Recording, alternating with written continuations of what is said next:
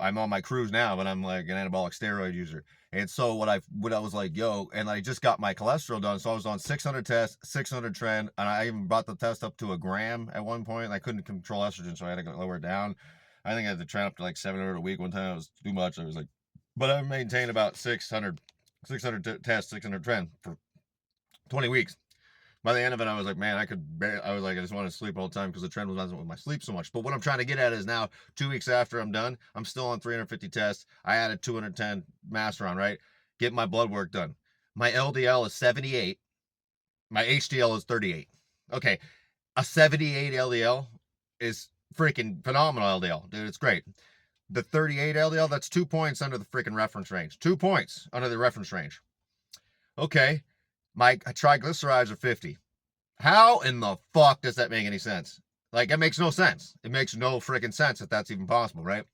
It is. And so I started doing research going like, what the hell is up with this? What I found was that if you gain weight as a child, like real easy, like you just were the type of person who gain weight like really, really, really fast, it indicates that you're more for survival and adaptability on like a cellular level. So you have like high insulin sensitivity, and obviously if you get really fat over time, like obviously that's deleterious. But the fact you can put on weight is really, really, really, really easy is an indication of like good health, really good health.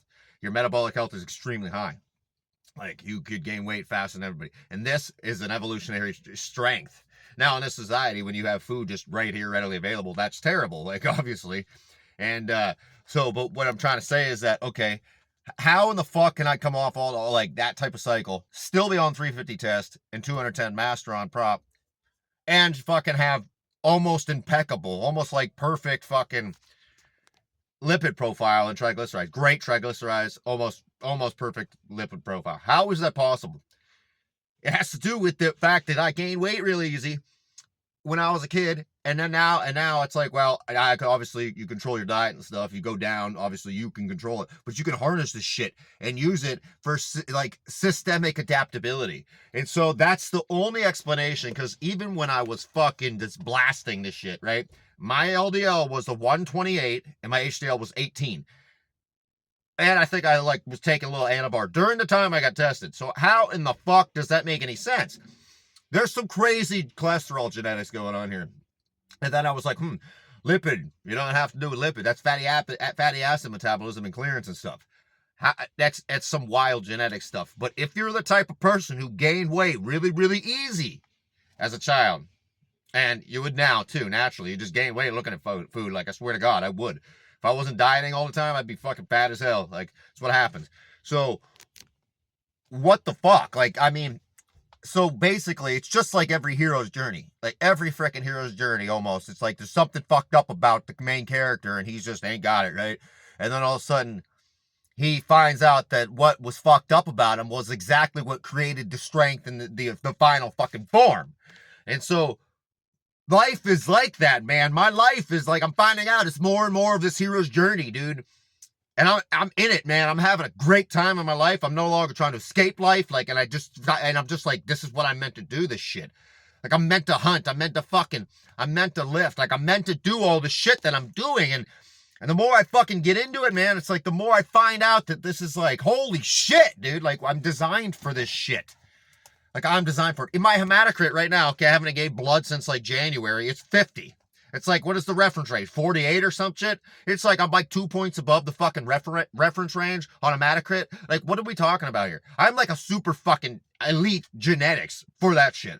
Like, I don't know. This is wild, dude. This is wild. Like, I just could run fucking basically 350 tests, 210 mass for the rest of my fucking life, basically, and my lipid profile would be just fine. I'm talking 2 weeks ago, I got off the fucking trend, the test and trend cycle. I still fucking 350 test. Added 210 mass, lipid profile's fucking almost immaculate. I wonder what it'll be in a fucking month. I'm gonna get it done in like a month and check it out, and we're gonna see what the fuck happens. But if you're that type of person who fucking would gain weight very easy as a kid, dude, you might be fucking the guy for anabolic steroids use. Like, you might be able to handle it. I can handle the fucking side effects on trend too. That's another thing. I'm like, holy shit, the only side effect I can't handle is the fucking lack of sleep. But I was doing Tren E, and I was throwing in Tren Ace at the end, but right at the end I was doing Tren Ace, and that was like a lot more potent, but you need less of it, so that's cool.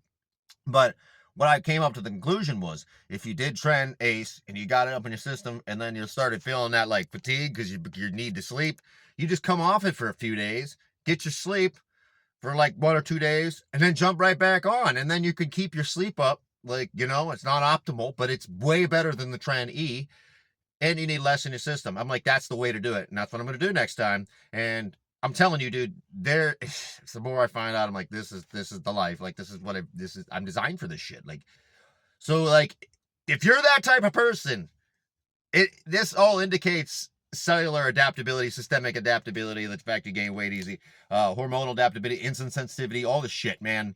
And then I also have a high LRP5 gene, which is like bone density. So then I was like, okay, is there any connection between bone density and adaptability? And they said there's like a slight connection, because it's like the fact that your body's resilient, like physically, then that there's a tie to like cellular resiliency and stuff too. So fucking mutant, dude. But yeah, that's a little fucking piece for you bitch ass, dude. Keep on trucking, man. Like, this is wild. Right now, I'm dieting and I'm fucking out of it. I still went to the gym. I gotta fucking get into Walmart, get some shit, get home, cook some food, go to bed, wake up at 3 in the morning, go drive 2 hours, go hunt this freaking spot, hopefully get a deer. Had to buy a new crossbow. Crossbow broke. Fucking while I was shooting at a deer. Went all over the place. Took it up to fucking place. They said the limbs busted. Everything's fucked up on it. I'm like, holy shit. So then I bought another one. And then fucking now I'm going out. I sighted it in. It's dead on at 20. It's dead on at 30. When I shoot at 40, it drops fucking down to the 50 on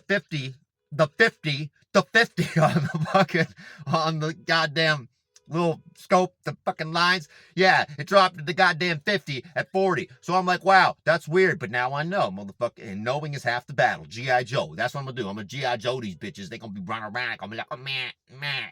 And then they're fucking bang with the crossbow. And I'm gonna go bang when I shoot it. No, I'm not gonna do that, because then they'll be like, what the fuck? Yeah, and the crossbow, I can fucking pull it back myself, dude. I don't even need no fucking rope cocker. I don't need no fucking crank cocker. I am the cock, and I got the fucking power, dude. He-Man, master of the fucking universe, dude. Yes, baby.